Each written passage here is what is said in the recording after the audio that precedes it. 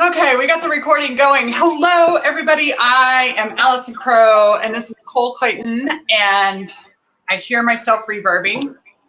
I may not be reverbing. Can you still hear me? Yes, ma'am. Okay, perfect. We'll just deal with that. It's so weird how it's different every time.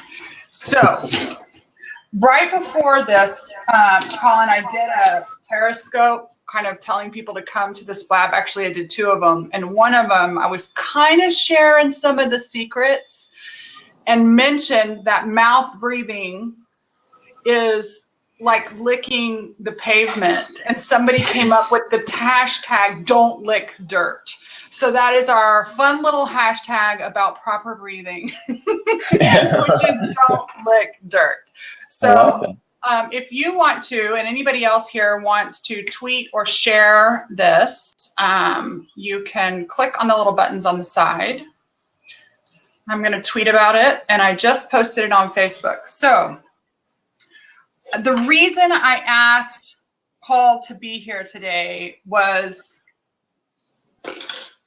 really impossible to put into words.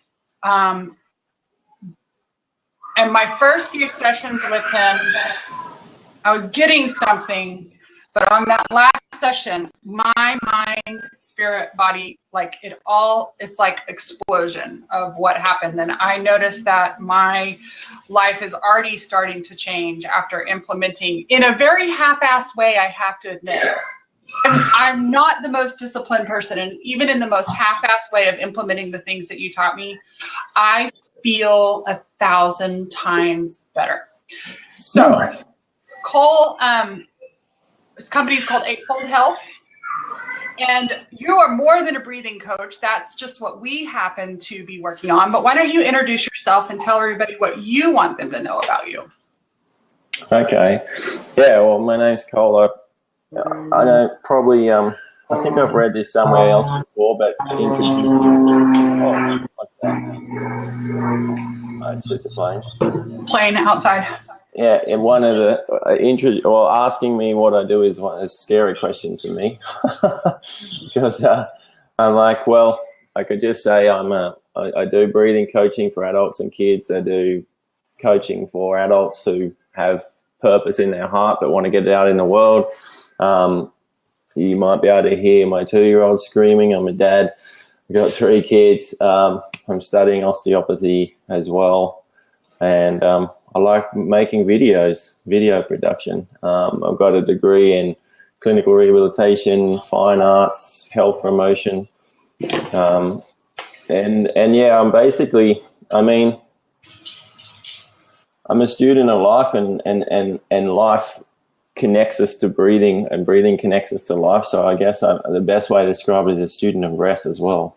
You know, so how do you say that in one word? I've still got to figure it out. You know, the old-fashioned elevator pitch. Well, if you know me and my marketing, I'd say screw the elevator pitch. And one of my clients is actually leading a class, and I love it. It's called Love Your Slash. So there's those of us that have, like, I'm a coach / spiritual teacher / social media guru / crazy art lady. Yeah. And so I embrace the slash. I love the slash. I live by the slash. but yeah, you know, slash yes, but all the focus of my work is centered around breath and breathing. Whether it's what I learn, whether it's, you know, when I play the didge, whether it's coaching people, you know, it always comes back to the breath for me. So the more I sort of lean into that and learn from that and listen to that, the more opportunities I seem to get presented with. It's kind of cool. It's like life starts breathing me, and I keep breathing it, which sounds a little maybe similar to what's happened to you in the last month. Because this is cool, because I haven't had a follow-up with you until now. We're live. I have a couple of stories to tell you that are pretty cool. Pretty cool. Before we go into that, though, why, other than, I love that life starts breathing you, but why personally is breathing and helping people, and especially children, breathe properly important to you? Yeah. big question. So I'll take you back to ancestry. Okay. So basically, first of all, it's in my DNA. So I actually figured this out retrospectively. I was doing breathing stuff and getting into it before my mum actually just emailed me and said, hey, did you realize that your ancestors used to live on the west coast, like the islands of Scotland, on the west coast of Scotland, and they were bagpipe players. So when you play the bagpipes, you've got to do circular breathing.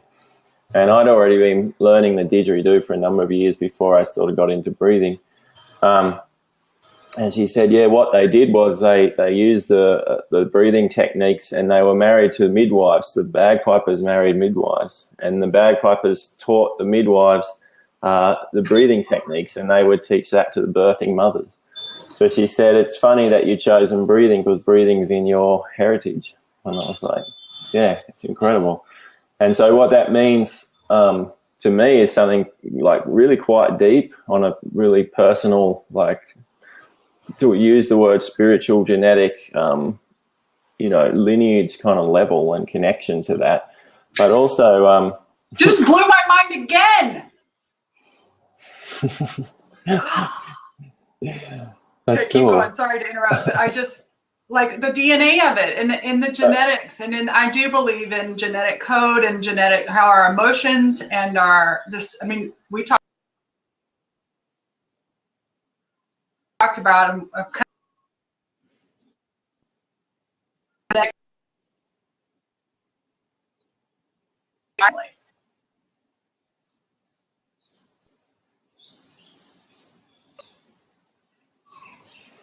Oops, sorry, you just broke up.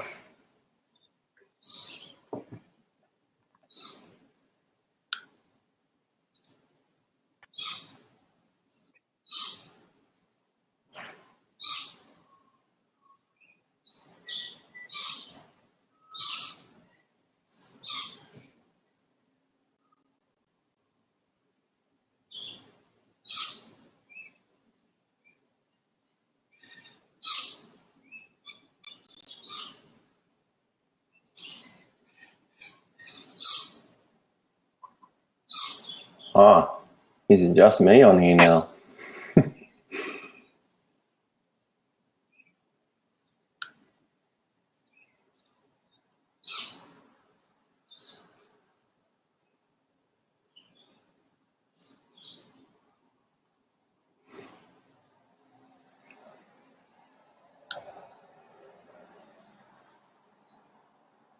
All right, I guess I don't know if I'm still going or what's happening with Allison, but I'll keep answering the question just in case everyone's watching. If everyone is, then you can, I see there's a little bit of a chat thing here, so if someone can give me a pointer if people are out there, that would be cool. So Allison was also asking why this is so important for working with kids, and to tell, here she maybe comes back on. So with children, here she comes, calling in.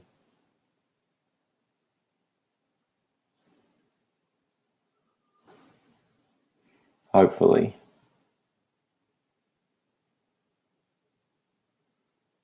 At least I know it's not my internet. So while that happens, anyway, with kids, that's really what my life's dedicated to, I guess, in many ways. And what I'm working to do in a really big scale or a really big picture is to help kids to identify that which is within. So that what I mean by that is so much of what influences our kids is external feedback. Well, no, she's gone again. External feedback. So things that are coming in to our kids or bombarding our kids in a lot of cases. So that might be, it might be what the teacher says. It might be what's on their little screen that they're watching. It could be what their peers say. It could be what they see on the internet. It could be what they see on the TV. all those things. It could be what their parents say, what their siblings say, what their aunties and uncles say. It's all external or explicit feedback that's coming into their systems. And same, we all grew up with that, but nowadays it's much more vast. It's huge. So what I believe we really need to teach our kids is how to go within and feel what's actually going on implicitly, what's going on for them inside, and so they can make the choices relative to these influences. That makes sense. So that they can be able to be inside themselves and make their own choices and feel through what is being asked of them and see, okay, is that right for me or not? And I think that's a skill that actually we've forgotten. Why? Because heaps of kids that I see particularly, but I know about, are out of their bodies. They're not there. They're not present. They're not within. I'm kind of probably waffling a little bit because I've got half a mind on where Allison is. I'll just see if she's messaged me. Yep. I just got abducted by aliens and now I'm back. Oh, you're back. Oh, cool. I was just blabbing on. Good. I'll just keep going. I was talking about kids. No, I'm so glad. I apologize. Well, no, I don't apologize. I say thank you for enduring my technology problems. I don't know what happened. Literally, I think I just got abducted by aliens and now I'm back. Yeah, well, the aliens don't like when I start talking about teaching people how to go feel their implicit systems and grow to be strong and, make their own choices in life. I love it. So this is what I missed. Tell me more. I was just saying to the folks, so those little hands, what's that about when it like... Oh, the props, man. That's like, it's like on Facebook you get likes, Periscope you get hearts, and here you get props, man, props. Okay, cool. You just got some, that's cool. So what I was saying was my mission with the kids is to because they're bombarded with so much information coming externally, my mission is to get them to feel internally so they make their own decisions from the inside instead of from the outside. Oh, what is going on? I'll give you some of those props.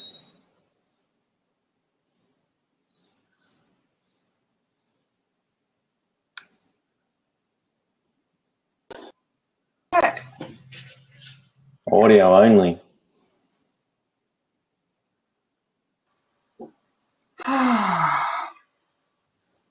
Back? I'm back. I don't know why it's not working. It always works great. And I'm trying to log in on my phone. I'm hardwired in. I don't know. Bizarre, right? Okay. This is crazy, you guys. I don't know why it's kicking me off because it shows me on, but y'all's response is that I got kicked off. So can you see me and hear me? I can now. Okay, cool. So the way I tell the story and introduce you, and it probably has some embellishment, but I always talk about how you actually applied to work with me. We had a great coaching session, and then you said, I can't really work with you because you're a mouth breather. That's not what I said. But you noticed that, and I make up this story in my mind that my mouth breathing is irritating, like if you hear somebody be a smacker or whatever. And then, you call me a little later and were so generous to me to give, saying you helped me so much and I redid my whole webpage. I want to give this gift to you. And you gave me the gift of these sessions. And to be honest, I really took them because I felt like Spirit was asking me to receive. And so I was just saying yes to what the universe presented to me. And the biggest thing I took away at the very end, so part of the story is this. So I have this experience with you. This is the Allison Pro version. This is not the way Cole taught it to me. He's much more professional and has all the words. But essentially, when I'm mouth breathing, my nose is born and created this miracle to clean and purify the air that goes into the blood and into my streams. And when I am mouth breathing, I am doing the equivalent of licking the dirt and bringing entirely too much carbon dioxide into my body, which begins to poison my body. And it activates my sympathetic nervous system, right? Is that right? So take a step back. You're saying when you mouth breathe, did you say you breathe in carbon dioxide? Yeah.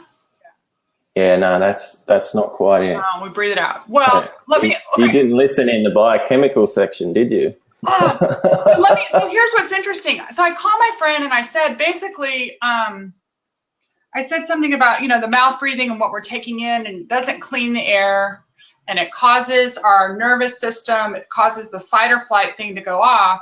And he said something along the lines. He said, oh yeah, my sister just got put in hospital for that. And he's a therapist. And so he knew all about the vagus nerve and all about this other stuff, but he was talking about like when somebody has a panic attack and they're breathing like that, and it actually gave her he called it carbon dioxide poisoning. And I wanted to ask you about that. And his mother said, no, that's carbon monoxide poisoning. He goes, no, Mom, she's got carbon dioxide poisoning. Okay.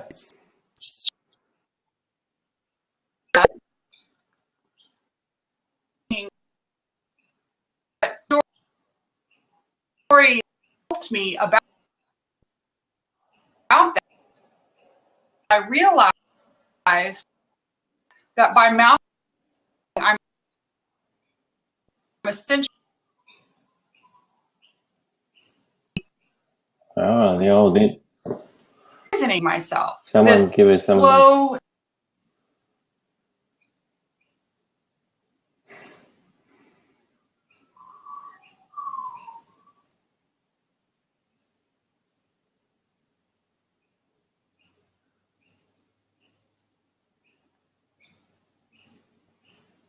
Gone again.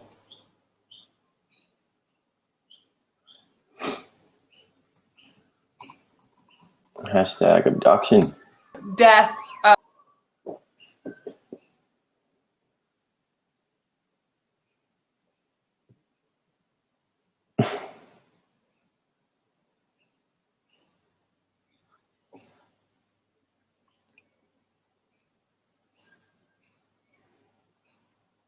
So it's I'll keep talking, eh?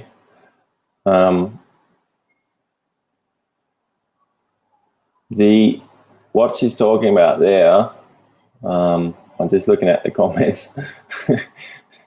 Mouth breathing kills. Not quite.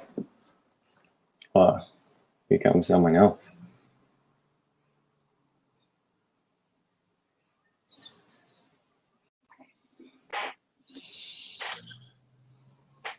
Hey, Cole. Hey, how you going? Good. This is Muddy. I'm a devoted follower of Allie. I guess I should say I've been was on her scope this morning and heard about this topic, and was really the first time I'd heard about this and was just like totally enamored. So I wanted to come on to give you an audience to talk to since Allie keeps cutting in and out. So I know your connection's beautiful. So let's hit me up, man. So tell us a little bit more about what Allie was just mentioning, kind of the physiological impacts.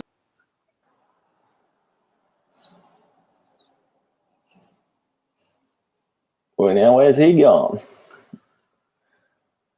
All right, so I'll talk about it anyway, guys. So when you talk about breathing, it's really important not to pick out one or two little things, okay? So breathing affects our whole organism, and it affects our whole organism's relationship to itself and also to the external environment too, because breathing takes cues from internal, so basically about homeostasis, or maintaining the balance in our body of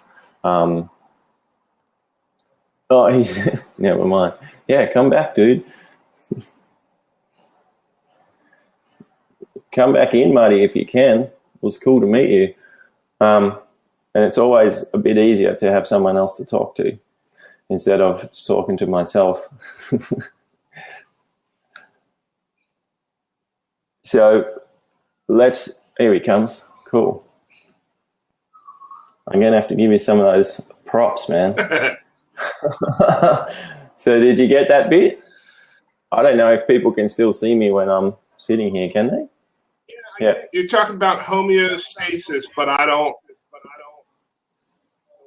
Okay, so it's like the body has a whole complex system of regulations that it's kind of like if you've got your office there, right?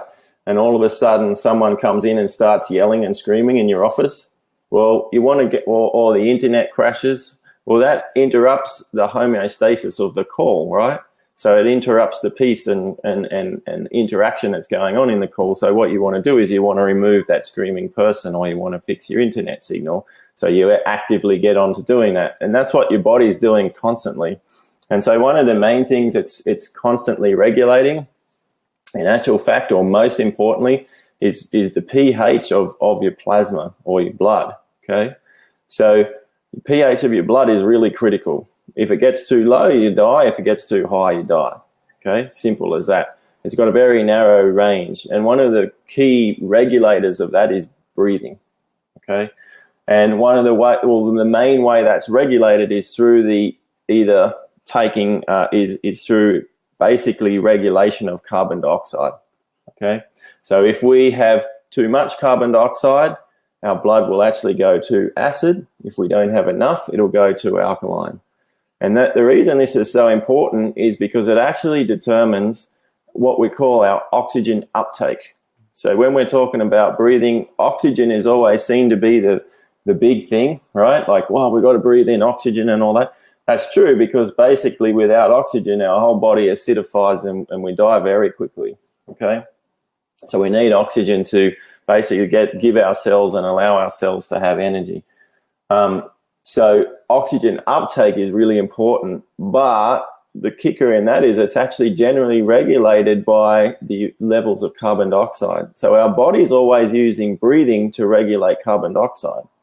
So what do I mean by this? I'm going to give you guys a really easy example, okay? And this might help with the whole kind of mouth breathing thing and just understanding it a bit.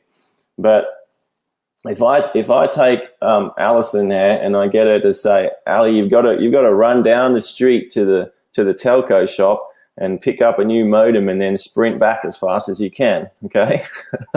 So what's going to happen is she's going to jump up, she's going to run down there, she's going to grab that, she's going to sprint back, and she's going to use the biggest muscles in her body, her legs, her calves, and her butt muscles to sprint as fast as she can, okay? So when she's using those muscle cells are metabolizing at a high rate. Oh, I saw your face for a second, and then she disappeared again. She's trying. So those muscles are metabolizing at a very high rate, and they're producing a lot of carbon dioxide, okay? So what happens when we produce a lot of carbon dioxide? Hey, why can't I hear anybody? Oh, now I can't hear Ali yet, but I can see her. Yeah. Okay. Yeah, I can see her. She's metabolizing carbon dioxide in her brain, I think. It's going. We can't hear you. A for effort and, persistence. But you're talking about when we kind of exert lots of energy through our major muscles, we're producing carbon dioxide. Right on, laddie. So bam, out comes a stack of carbon dioxide, okay? Now, if that carbon dioxide, long story short, builds up in our body too much, it's essentially going to poison us, okay? So a build up of CO2 is not good. That's how you suffocate. So if I tape your mouth and hold your nose and pin you down, you're going to suffocate. It's not because of a lack of oxygen, although that's an issue. It's actually because of build-up of CO2. So when Allison's run back from the store, we were just saying you're going to run down, buy a new modem and sprint back. When she sprinted back, her body is full of this CO2 and her brainstem's saying, we got to get this out of our body because it's going to affect my blood pH, which is a problem, okay? So someone's saying she can't hear anyone now. I can hear you guys okay. Now? Oh, now I can hear you perfectly. Yeah. What about you, Muddy? Can I hear you? Yeah. I'm here. Now I can see Muddy. I couldn't see. That's so weird, you guys. Anyway, thank you for Muddy coming in, pitch hitting. Oh, Yeah, awesome. Yeah. I love being helped. Right, there we go. Oh my gosh, I love this. We're getting it. You're inspiring people to be artists too. That's awesome. Yes. So what happens is when you've run back from the store, the carbon dioxide's build up. Well, your body needs to expel it, okay? And how it expels it is quickly is by breathing through your mouth. Because have you ever noticed your mouth's a bigger hole than your nose, right? So your body, there it is. So your body's going, I got my new modem, right? and you're breathing out through your mouth, and that's awesome. But what happened when we were on that call, Ali, was the whole time you were coaching me, while you were sitting still, I was seeing mouth being open, okay? So mouth breathing. So that type of breathing is for when you've been exercising a lot and you've got a build up of carbon dioxide. So what happens if you're mouth breathing but you're not exercising? Let's say you're sitting still, you're at your desk, you might be coaching, you might be writing, you could even be painting, right? Or drawing. So you're sitting there with that mouth open, and even this is open.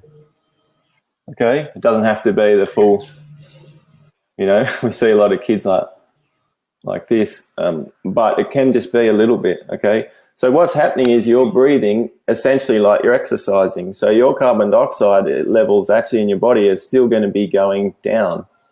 Yeah, so you run a lot, the CO2 goes up, you breathe out, it comes back down. That brings you back to that word, Muddy, homeostasis, right? You come back down to level. But if you keep mouth breathing when you're not exercising, your carbon dioxide is going to go down, okay? That's actually a problem because it assists, the carbon dioxide assists with oxygen uptake, okay? So what it basically in a nutshell means, the more you breathe through the mouth, the less oxygen you get to your cells. The less oxygen you get to your cells, the less energy you've got, the less sort of ability to do stuff, to have energy, to do your workload. It drops away, okay? So CO2 is really the key regulator of your breathing, and we do that by either breathing through our mouth or through our nose, okay? And how I can keep going. I mean, there's this whole thing of how much air you breathe, how much volume you breathe. You know where I want you to go? I want you to go to that sympathetic versus parasympathetic nervous system, because that was such an eye-opener for me, who most of the world sees me, and I saw myself as really laid back and easygoing, but I didn't realize that my subconscious was in fight or flight 24/7. My conscious, I'm laid back. My conscious is laid back, but my subconscious, because of this and a few other things that I've been working with Jeffrey Redstein on, realizing that like Clementine, right? Clementine has her little doggy hackles. When she sees a squirrel, they go up. And I didn't realize that my subconscious was living in this state. And that whole vagus nerve, and tell that story, because still that rocked my world. But I think about it. If I catch myself with my mouth open, I go back in and I'm slowing myself down, and I feel like I'm at least 70%, 60 to 70% more breathing through my nose. And when I catch myself with my mouth open because of old habits, not only do I have that, but I mean, I've been doing my little plie breathings everywhere, not even at night in the morning, just like. Nice. Yeah. All right. So we all have this thing called a brain.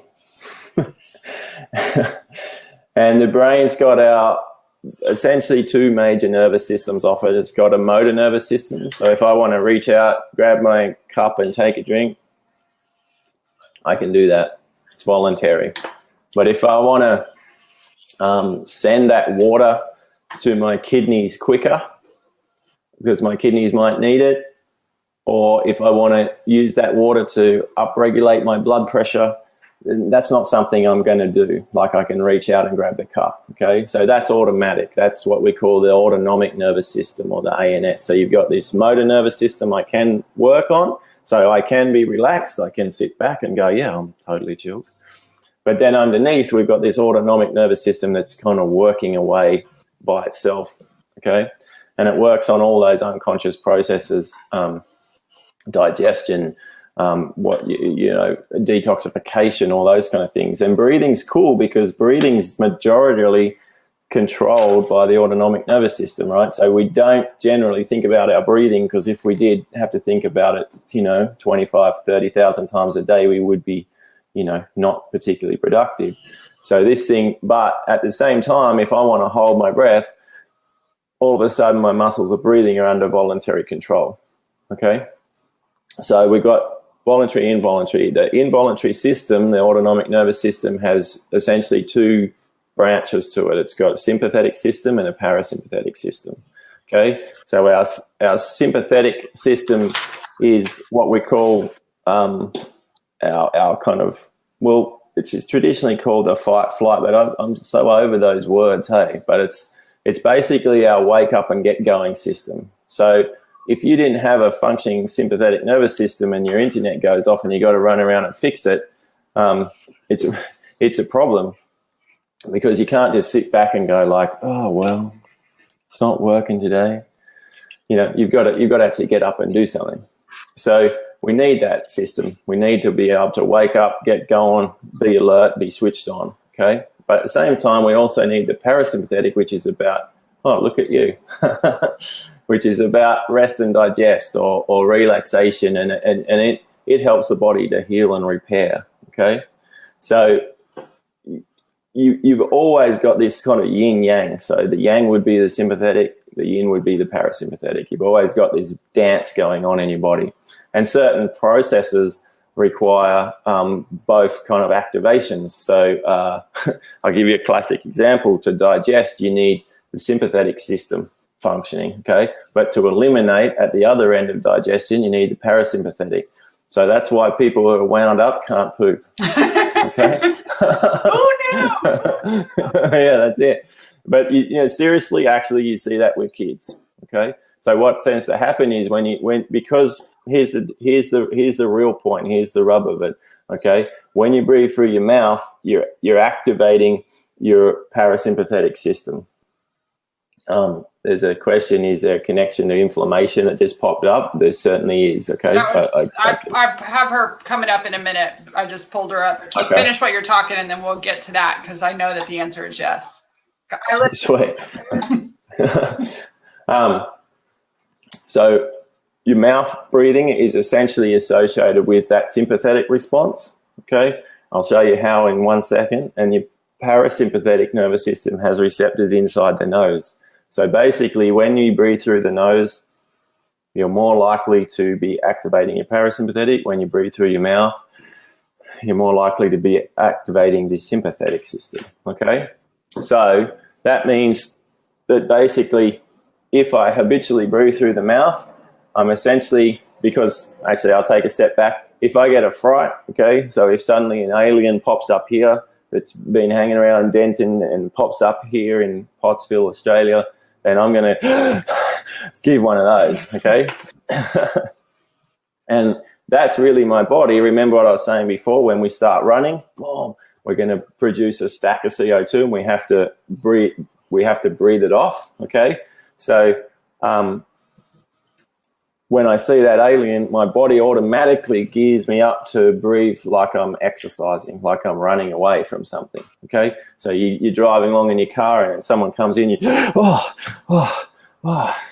hate it when that happens, And then basically your breathing calms down. But if you keep breathing through your mouth the whole time, it's kind of like Clementine, not fully on being on full squirrel alert, but just being a little enough, you know, just to have a few of those hairs kind of, the shackles as you call it, just kind of ticking away.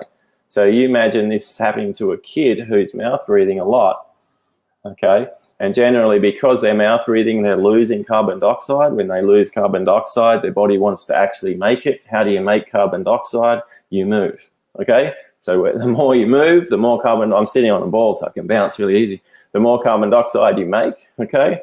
And then the kid gets in trouble for fidgeting, moving, not concentrating, okay? So then they're like, oh, now I'm in trouble. And now they're breathing through their mouth, and that's winding up that system more and more and more and more and more, okay?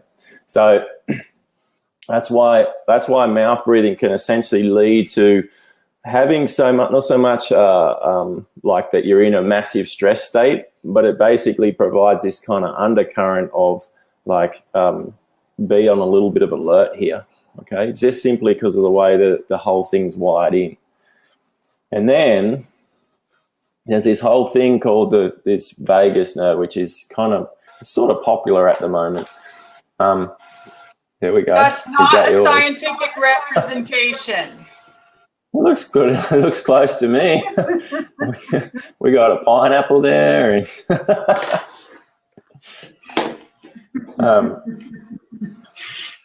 keep going. The vagus nerve is what we call the cranial nerve. So they're nerves that come out of the brain, okay? And most of those nerves feed all the little things which control our head and neck, okay? Because our head and neck is explicitly linked to our survival. If you can't keep your eyes at horizontal, you've got an equilibrium problem, okay? So your body, if you're doing this, then your body has to adjust, okay? Which is why a lot of people end up with funny postures and stuff, is actually to adjust for eyes, for breathing, for things like deviated septums and stuff. The body posture can shift to make sure that you're getting oxygen regulation, for eating, for chewing, okay, for hearing. So all these nerves come out of the brain and they're activating those areas. And then there's one, it's kind of rogue, kind of the boss type nerve. This vagus nerve comes out and it travels down through the neck and goes down actually to the heart and the lungs. And then even further, it goes below the diaphragm and down into your guts, okay? So it's a pretty rad piece of hardware, and there's a dude called Dr. Stephen Porges who's spent like a lifetime studying this nerve, and this guy's a freaking genius, man. I'd listen to his stuff all day. But in a nutshell, he says there's essentially three parts to this vagus nerve. There's essentially like a reptilian part, okay, which is when we get a fright that's so strong, we actually immobilize. It's fear immobilization. So he talked, I was listening to an interview and they were talking about firefighters at the 9/11 scene actually, defecating themselves. They didn't have any control over it. And that's that response. So fear paralysis, if you scare a reptile enough, it'll do that and die, basically, or it'll do that and feign death, okay? So we have that system built into us, okay, at the first level. The second level is what we call our mobilization level of this nerve. So that's when you get the fright, but you don't immobilize, you actually mobilize and do something about it, okay? And then the next level is what they call the myelinated vagus, which basically means it's that part of the nerve has an insulation around it, so the messages actually go quicker. And that's the part that relates to actually connecting. So, being able to connect with someone, even if it's on Skype, it's like, wow, we made that connection. You cried, I got tingles, you got tingles. It's like that part is when we're activating this third layer of the vagus nerve, okay? So let me pause you for just a second, because I want to put this in my crazy interpretation. So it's like the analogies. So my interpretation of your science is not probably exact, but like these different levels. First of all, I believe that society and especially media has conditioned us to be in that semi-alert stage. We are taught to be in that fear. We're taught to react. And we're so trained, that's a part of our subconscious being. So we are just short of shitting our pants and dying. Yeah, that's one way. Well, yeah. and I agree with you 100%. Yeah. That's how you get people to buy shit, right? You go like, hey, check this out. Everything's falling apart over here. And you're going like this. And then you go, well, where's my freaking security? And then they go like, hey, here's a light bulb, buy a light bulb. Right. And you go, yeah, that'll make me feel better. And you go and buy that. Yes. That's what I'm talking about the kids. They're getting bombarded with this crap all day long. And we got to go, hang on, we got to teach them to go, this isn't right. We got to teach ourselves to go, this isn't right. We got to stand up and make some changes to this shit. So this is the magic. I just got the chills. So in realizing the combination of the science and the metaphor, even if we don't remember the name of this kind of fear, and we know that we're on this edge, and all of a sudden when our awareness comes to the place that we notice it. So what has helped me is that now I lovingly and softly catch myself. Oh, I'm in that room, and I didn't recognize it before. And nobody outside of me would have seen it, but it's like now that I'm attuned to it, I can feel it in my body. And then I remember to go in and check my wisdom, like you're talking about teaching the kids to do. Right. And that's the beauty of this for me. That's, I've been real triggered by the politics lately. And to the nearly shit my pants part, the nearly shit my pants is seriously like I start to having a panic attack. And then I realize I'm starting to have a mild panic attack, or I'm starting to, it's really affecting my mood. And then my brain goes to take it down a notch. And then I just have that general fear. But then I remember, breathe and go inside. What does your wisdom tell you? And it has rescued me from 1,000 little bitty situations. And those 1,000 little bitty situations add up to the joy I'm experiencing today. The joy that I have in any moment.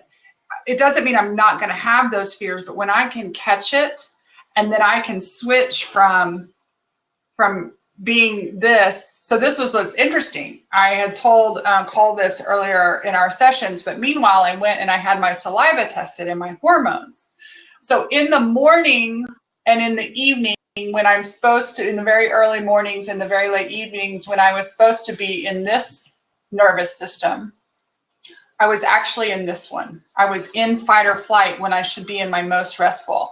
And strangely, in the middle of the day when I'm on Blab with all you all and doing all these social media things, I was here, but it's reversed. And so the combination of all these things coming together, I see the puzzle now.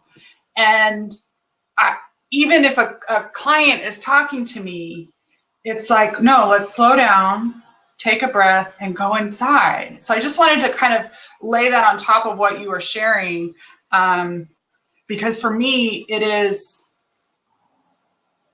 that awareness makes it possible for me to shift my own life.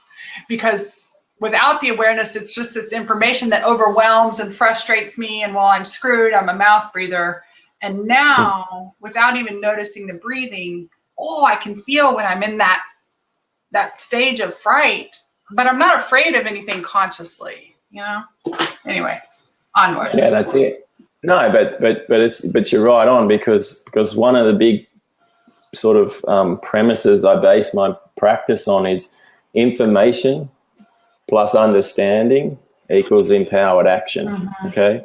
So what you're just sharing with everyone and sharing with me then is what I taught you has enabled you to take empowered action in those little moments, which has enabled you to actually, it's like a cliche, but change your life in a way, where tools that you didn't have before, but because you understand them, you can take the action, right? And what's happening is, back to that physiology, is the easiest way to get this. Actually, I'll take one step back to what I was going to say before, to really make it easy to understand this vagal thing. If you have a little baby, a tiny little baby, and then there's a noise, bam, all right, the baby will go like that in the first instance. It'll do what a Moro reflex, it'll shake and it'll freeze, okay? And then it'll start screaming, okay? So you got a baby there doing this, and then that's fear paralysis, the fear response. Then it mobilizes the cry, I need help, and the mum picks it up. Now, when the mum or dad picks it up, what do they say to it? Do they go, stop crying, you're making a noise, I'm trying to read the paper, I'm trying to watch the politics? Right. No, of course not, okay, because that's only... I'll jot that in. That's only going to mobilize the baby more. It's only going to make the baby cry. No, what we do is we go, it's all right, sweetheart, it's okay. Dad's here, you know? So that's what we do, and then the baby comes back to connection and back to love, okay, and it stops crying and everything's, and it gets over this little fright, okay, and that's what you were doing to yourself. So you're coming back to source, you're coming back to wisdom, you're coming back to what I'd call big Allison, you know, you're coming back to the truest knowledge of you and going, yeah, check back in, yeah. Perfect. I'm safe here. And one of the ways to actually activate that connectivity and that like the love connection or the myelinated vagus, for one of the scientific word, is actually through breathing. Okay. So if you breathe slowly on an exhale through your nose, so if you breathe out slowly through your nose, you will actually activate that myelinated vagus and your system will calm. And what happens is, if that isn't as balanced as it should be with the breathing, so you're not in that myelinated vagus, you're in more mobilization or worse paralysis, the fear response. What will happen is it will actually prohibit or prevent or block the parasympathetic system from coming through. So if you're in mobilization constantly, it'll stop actively inhibit the parasympathetic, your rest and digest. So what you're saying, what you're sharing is, in that knowledge, you actually able to use your breathing, close your mouth, use your nose, slow things down, activate your myelinated vagus and become your higher self right here. Right here. I love it. and then, you know, and that coming right back to it, if you're asking about the kids, that's what I do with the kids. Yeah, I love that. We talked about that in the classroom, and I know so many parents who have struggled with their kids not fitting in the classroom. And I love how you explain the escalation of what's going on, not just mentally with some child, but with their physiology. It's fascinating. Right. So we got 10 minutes left. Now here's the thing. Into 1 hour blab, I'm trying to, something that Cole and I did together over 2 months that had lots and lots of information. But Lindsay has had 2 really good questions that I know the answer, but I'm gonna let you answer them. And if anybody else wants to hop up here in the last 10 minutes to ask Cole questions about this, I've put his website in the chat. I'll do that again just in case. But Lindsay, go ahead and ask your question. Yeah, so I was wondering, I know I tend to breathe shallowly, although I do breathe through my nose. Yeah. And I was wondering if that has a similar impact. Yeah, so exactly does, because did you learn to breathe through your nose, or do you just automatically breathe through your nose? I suspect probably through years of yoga, I've gotten better at breathing through my nose. Yeah, that's what I mean. Yeah, I would say so it's actually it's a learned habit. Now, when you're asleep, do you breathe through your nose or your mouth? Do you know? I would say maybe some of both, but I can ask my husband. I don't know. I don't know what I'm doing. Wait, do you get the elbow for snoring? Sometimes, not often. No, I don't wake him up with my snoring, but he does. If he falls asleep after me, sometimes. When you wake up in the morning, do you feel crappy? Or do you just like go, bing, and I'm good? Or do you kind of go like, oh, can you give me 5 more minutes? Depends on when I go to bed. Yeah. Typically, I feel pretty good. Yeah, okay, cool. All right, so the shallow breathing habit, it does in a sense that it's a form of hyperventilation, okay? So the shallower you breathe, the faster you've got to breathe. So hyperventilating is just breathing more than is metabolically required, okay? So my big sort of question is, okay, if you're predominantly nose breathing, and that's kind of automatic, it's a habit that you don't think about, Well, wonder why your system is breathing faster than it should, because what will happen is you will be breathing off that carbon dioxide, but nowhere near what you would if you had your mouth open, okay? But for some reason, your body is hyperventilating, and that will actually tension the muscles of your neck and shoulders because you won't be using your diaphragm as much. So it could be, I didn't get into this before because the thing went off and I kind of forgot, but this is a really key point. When you're talking about breathing, remember I was talking about interacting with your environment, but also your internal environment. And I think that's when Muddy came on, we're talking about homeostasis. But you've got biomechanical aspects to breathing, biochemical aspects to breathing, which would be CO2 and that stuff. You've got psychophysical aspects of breathing, which is what we're talking about, sympathetic, parasympathetic. And you've also got, I like to add in vibrational, okay? And that's what we're talking about when we're talking about purpose and really living for and breathing for a higher love and all that sort of stuff. So biomechanically, what will happen is that the more you shallow breathe, the more you'll use these muscles, the less and less you'll use your diaphragm, okay? There it is, okay? And then what that means is that the pathways from your brain to these muscles will get stronger and the pathways from your brain to your diaphragm will get weaker, okay? So if that is the case, which it could be, what we want to work out is what's causing that and why are you using these guys more than this, and what can we do to re-educate that, as well as the good work you're already doing, re-educating nose versus mouth breathing. Yeah, does that make sense? So, and what that means is also in terms of that sympathetic, parasympathetic thing that we're talking about in the vagus nerve, yeah, you're not going to be getting as much activation of that myelinated vagus as you could if you were breathing a little bit deeper, okay? So it will essentially, in Allison's terms, it's going to get the heckles a little bit raised, the shallower you breathe, yeah? Mm-hmm.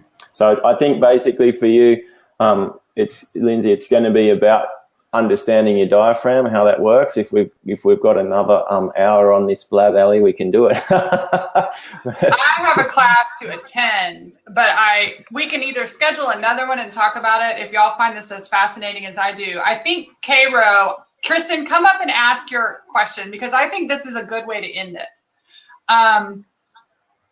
I think this is, so like, okay, I'm breathing wrong. And if you can give she asked, so I inhale through the nose and exhale through the mouth.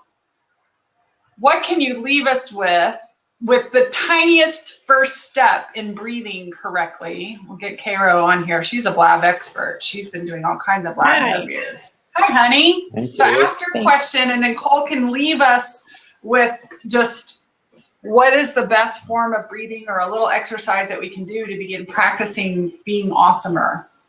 Yeah, so I joined a little late, so I wasn't sure if y'all had already covered it. But basically I was asking if you breathe in through the nose and then out through the mouth. I tend to walk around sighing a lot, which kind of is that in through the nose, out through the mouth. Okay, I'm going to, if you don't, do you mind me talking about that on air? I don't know.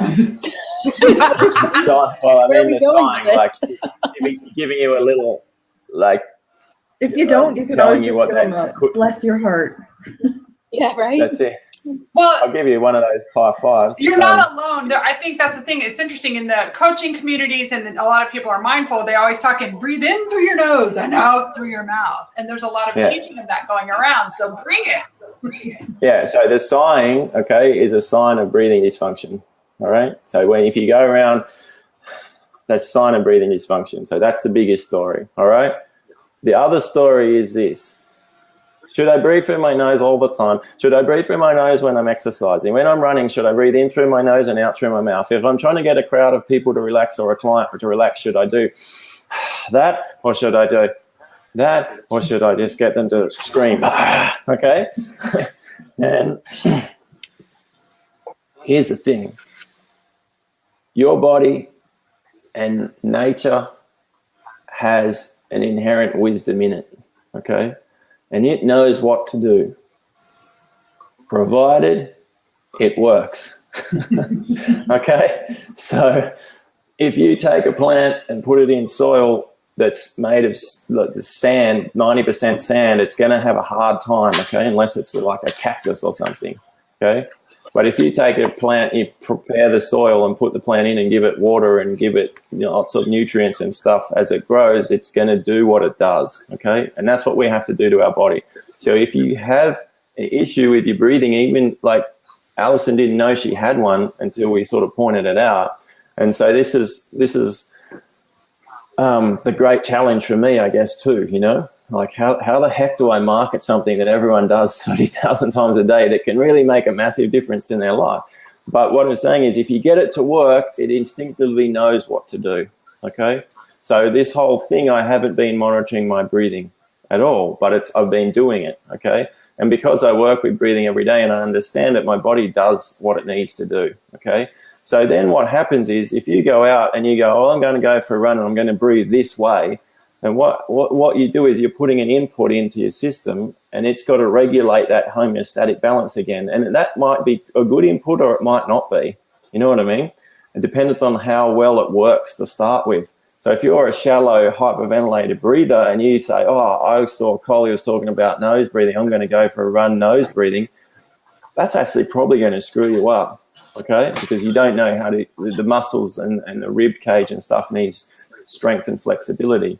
All right, but if you want a rule of thumb, okay, if you want to breathe through your nose while you're exercising, it's probably not a bad thing, particularly if you're going for like a walk or something, but don't bring the exercise to the intensity that it becomes uncomfortable, okay? But if you need to exercise to the intensity where nose breathing comes uncomfortable, unless you're kind of involved with breathing retraining and you're doing a program, then just let your body decide. It will know, okay? If you want to calm someone down, breathe only through your nose and promote a long exhale, okay? So if you've got a room of people, let's say, and you want that whole room to start buzzing and start bonding with each other, don't get them to do this. Okay? When you get them to do that, you'll actually bring the energy down in them, and you'll actually turn them kind of more sympathetic, more into mobilization, which is kind of good if you're selling something, because you can go, hey, my light guide, right? But if you want them to actually bond and boom, commit, then get them to breathe in at least 3 times, just normally, and exhale slowly through the nose. Okay? That will switch on that love and connection system in the body. Okay? If you need to do a blab and you need to get a new modem and sprint down the store, then you mouth breathe to hell. Okay? If you're sitting in a dentist chair like I was yesterday and there's sucking things going on everywhere, okay, and you got your mouth open, but you want to remain calm while these people are pushing and prodding around, then breathe slowly through your nose and exhale really slowly, and you will actually stay calm. Yeah? So I know that's like not quite the bullet point, but you know, the body doesn't have bullet points. Actually, it works in incredible ways. That's tweetable. And my last fully maybe even tweetable thing is that if you're in love with what you're doing, that's the best thing you can do with your breathing, for your breathing. Guarantee it. Okay. So then if you breathe what you love, which is a whole nother story, then that's even better. Yeah. So when you're completely in love with yourself and what you do, your breathing generally works really, really well. Cairo, I want you to connect with Col outside of this for Rosa Jane. Yeah. Huge. Just to talk about it, and maybe even, I know you're doing some blab shows too. You missed the beginning where he talked about like when kids, and this is not Rosa Jane, but when kids in school get in trouble because they're fidgeting and all this other stuff, and the things that breathing has to do with it. I think go back and watch the beginning of what he was talking about, and I think you might get some particularly good vibes. Cairo works a lot with kids in schools, in her daughter's school, with creativity and art, and she teaches them to take photographs and, you know, getting them to have fun and have a good time. And we could talk forever. Y'all can stay. I gotta go. I have a class to take on Instagram, but I want to share this little last piece of my notes. This is the last page of notes that I took when I was working with Col. Breath equals divine equals life.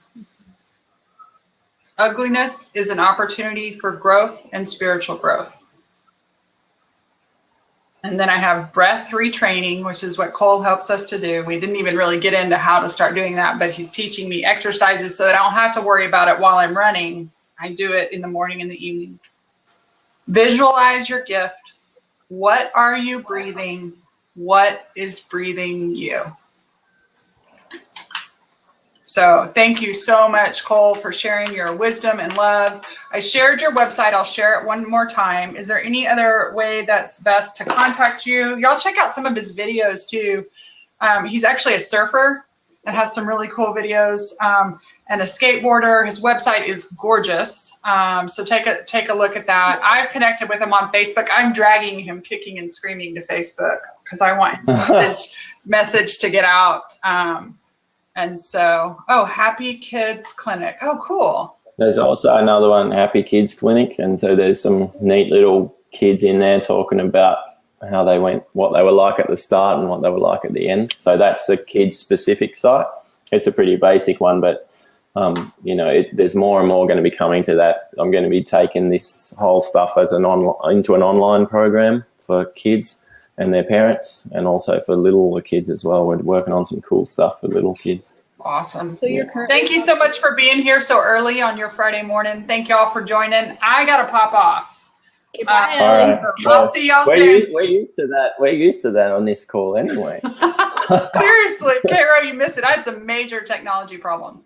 Oh, and by the way, I think most everybody here I know, but I'm Allison Crow. I am doing a class on Share Your Heart, Show Your Work. The next session is coming up March 8th. Take it. What? It's a great class. Take it. Oh, that's so fun. I'm excited. And Moonshadow, you should take it. Oh, it's so fun. I'm excited. So I love you guys. This is so fun for me to share other people's good shit. And I know we didn't even scratch the surface, Cole, of what you have available to offer, but I hope that this piqued some people's interest, because in just, it's March 3rd, and we started in January. So 2 months. We had 3 calls. I didn't even do the 4th call. We didn't even do the 4th call, which really takes it into the spiritual part and your purpose. And so, holy cow. Moonshadow says have a part 2. So we'll have to schedule that, because I do think this is something that, and we're in the health field, we're in the personal growth, and we don't know this stuff. So thank you. Bye, you guys. Thank you. Thanks for the opportunity. Appreciate it.